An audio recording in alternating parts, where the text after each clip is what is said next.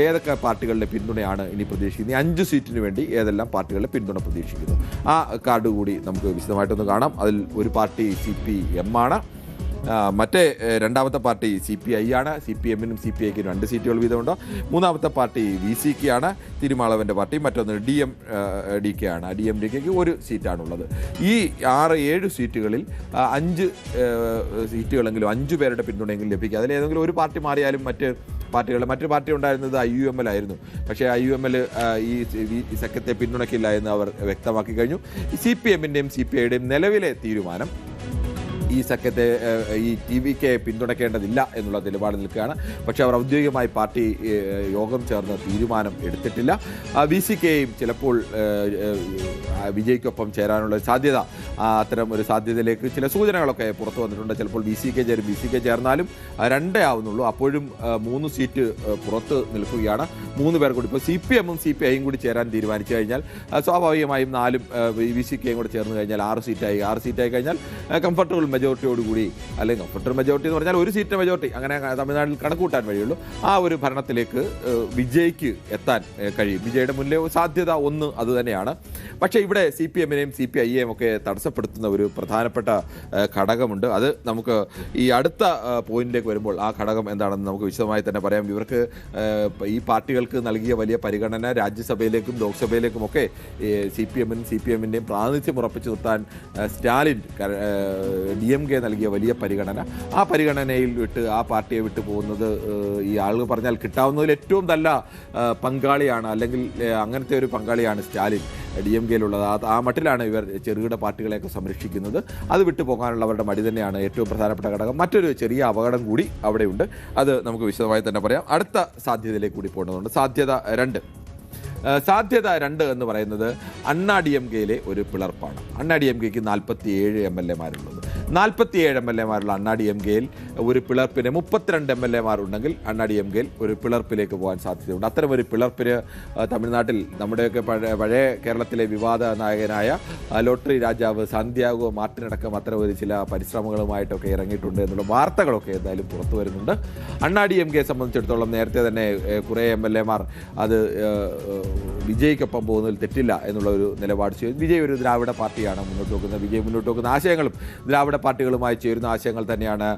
അദ്ദേഹം തന്തൈ പെരിയോറെ പ്രധാന നേതാവായി കാണുന്നു. അദ്ദേഹം അംബേദ്കറെ പ്രധാനപ്പെട്ട നേതാവായി കാണിക്കുന്നു. അദ്ദേഹം കാമരാജിനെ അടക്കമുള്ളവരെ പ്രധാനപ്പെട്ട നേതാവായി. അപ്പോൾ ദ്രാവിഡ രാഷ്ട്രീയത്തിൻ്റെ അധികായന്മാരെയൊക്കെ അവരുടെ ആശയങ്ങളൊക്കെ പിന്തുടരുന്നു എന്ന് പറയുന്ന ഒരാളുടെ കൂടെ പോകുന്നതിന് മറ്റേതെങ്കിലും തടസ്സം സ്വാഭാവികമായിട്ട് ഇവർക്ക് ഉണ്ടാവേണ്ടതില്ല. ഈ പിളർപ്പിനുള്ള ഒരു സാധ്യത അവിടെ തന്നെ നിൽക്കുകയാണ്. ഈ പിളർപ്പിന് ഒരു തരത്തിൽ പറഞ്ഞാൽ ഇത്തരം ഒരു പിളർപ്പിനുള്ള സമയം ഇപ്പോൾ ഒരു മന്ത്രിസഭാ രൂപീകരണത്തിന് ഭൂരിപക്ഷം തെളിയിക്കാൻ ഗവർണർ വിജയിയോട് സമ്മതിച്ചിരുന്നെങ്കിൽ അത് ചിലപ്പോൾ വിജയ്ക്ക് അപകടമായി മാറിയേനെ. ഗവർണർ സമ്മതിക്കാതിരിക്കുന്നത് ഒരു തരത്തിൽ പറഞ്ഞാൽ ഈ ആളുകൾ പറയുന്നത് പോലെ ഉർവശി ശാപം ഉപകാരം എന്നൊക്കെ പറയുന്നത് പോലെ ഇത് ഒരു തരത്തിൽ വിജയ്ക്ക് ഒരു പാർട്ടിയെ പിളർത്തി കൊണ്ടുവരിക എന്നൊക്കെ പറഞ്ഞാൽ അത് അത്ര എളുപ്പമുള്ള കാര്യമല്ല. അത്തരം നീക്കങ്ങൾ നടത്താൻ സമയം ആവശ്യമാണ്. അതിന് സമ്പത്തും സമയവും ഒക്കെ ആവശ്യമാണ്. അത്തരം നീക്കങ്ങൾക്ക് വേണ്ടിയുള്ള ഒരു ടൈം യഥാർത്ഥത്തിൽ ഇപ്പോൾ വിജയ്ക്ക് കിട്ടുന്നുണ്ട്.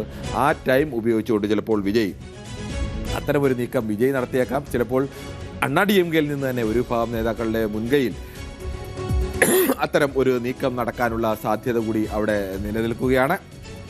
അങ്ങനെയാണെങ്കിൽ ഈ 32 MLA-മാർ വിജയ്ക്കൊപ്പം എത്തിയാൽ വലിയ ഭൂരിപക്ഷമായി ആ വലിയ ഭൂരിപക്ഷത്തോടുകൂടി അവർക്ക് അധികാരത്തിലേക്ക് വരാൻ കഴിയും. അതിന് യാതൊരുവിധ സംശയവുമില്ല. അത്തരം ഒരു സാധ്യത 2 നിൽക്കുന്നത്. അവിടെ ഒരു പ്രധാനപ്പെട്ട തടസ്സം ഈ എണ്ണമാണ്. 3-2 പേരുടെ ഭൂരിപക്ഷം അവർക്ക് ഉറപ്പാക്കാൻ കഴിഞ്ഞില്ല എന്നുണ്ടെങ്കിൽ അവിടെ തടസ്സമായി വരുന്ന അവർ അയോഗ്യരാകുന്ന ഒരു അവസ്ഥയിലേക്ക് വരും. അത് ഒഴിവാക്കിക്കൊണ്ട് 3-2 പേർക്ക് ഇവിടെ എത്താൻ കഴിഞ്ഞാൽ ഇവർക്കൊക്കെ മന്ത്രിസ്ഥാനം ലഭിക്കും. അതിൽ അവരെ കൂടി മന്ത്രിസഭയിൽ ഉൾപ്പെടുത്താം, അധികാരം അങ്ങനെ പങ്കിടാം എന്നുള്ളൊരു നിർദ്ദേശം വിജയുടെ ഭാഗത്തു നിന്ന് തന്നെ വന്നിട്ടുണ്ട്.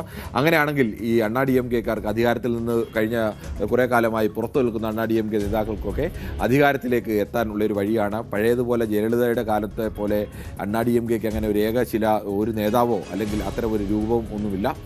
നേതാക്കൾ പിരിഞ്ഞു പോയത് തന്നെയാണ്. അത്തരമൊരു ലൂസായ അവസ്ഥയിൽ തന്നെ നിൽക്കുകയാണ് അണ്ണാ DMK. അത്തരമൊരു സാധ്യതയും നമുക്ക് തള്ളിക്കളയാൻ എന്തായാലും ആവില്ല. ഇനി നമുക്ക് അടുത്ത ഒരു സാധ്യത കൂടി പരിശോധിക്കേണ്ടതുണ്ട്. സാധ്യത 3 എങ്ങനെയാണെന്നുള്ളത്.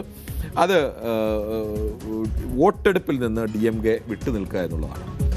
സഭയിലേക്ക് വരുന്നെങ്കിൽ അവിടെ ഭൂരിപക്ഷം തെളിയിക്കേണ്ട സമയത്ത് വോട്ടെടുപ്പിൽ നിന്ന് DMK വിട്ടു നിന്ന് കഴിഞ്ഞാൽ സ്വാഭാവികമായും ആകെ അംഗസംഖ്യ കുറയുന്നു. ആകെ അംഗസംഖ്യ കുറഞ്ഞു കഴിഞ്ഞാൽ DMKയിലെ ഉള്ള എണ്ണം കുറഞ്ഞു കഴിഞ്ഞാൽ സ്വാഭാവികമായും നിലവിലെ ഭൂരിപക്ഷം വെച്ചുകൊണ്ട് തന്നെ TVKക്ക് DMKയുടെ 59 പേർ വിട്ടു നിന്ന് കഴിഞ്ഞാൽ നിലവിലെ ഭൂരിപക്ഷം വെച്ചുകൊണ്ട് തന്നെ TVKക്ക് അനായാസം സർക്കാരിൽ ഭൂരിപക്ഷം തെളിയിക്കാൻ കഴിയും. പക്ഷേ ഏത് സമയത്തും അണ്ണാ DMKക്ക് സഭയിൽ ഏതെങ്കിലും ഒരു സമയത്ത് വോട്ടെടുപ്പ് വന്നു കഴിഞ്ഞാൽ ഈ സർക്കാരിനെ താഴെ ഇറക്കണമെങ്കിൽ സർക്കാരിനെതിരായി വോട്ട് ചെയ്യാനുള്ള അവസരം അവർക്ക് ലഭിക്കുകയും ചെയ്യും.